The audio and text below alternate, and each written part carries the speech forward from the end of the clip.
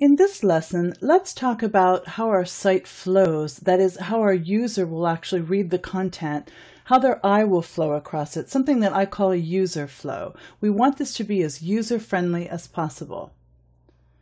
So here I have a screenshot of my website, creatable.com, and I just wanted to review how the user actually typically reads this content.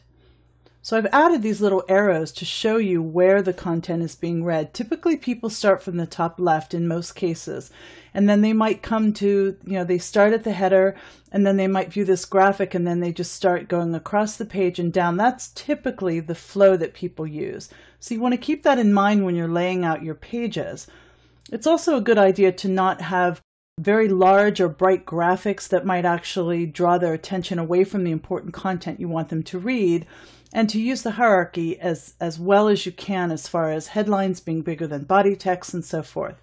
Again, we want to make this as user-friendly as we can. So it's important to remember that size matters. So if your headlines are larger than your body copy, that's normal. That helps people to be able to grab the headline first and then move on to your body copy. You don't want to have it the other way around.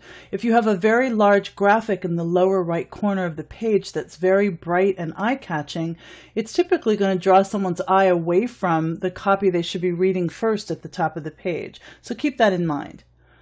Color also matters, and so by using brighter and typically lighter colors, you draw people's attention more. So again, you want to keep that in mind. And also placement is important.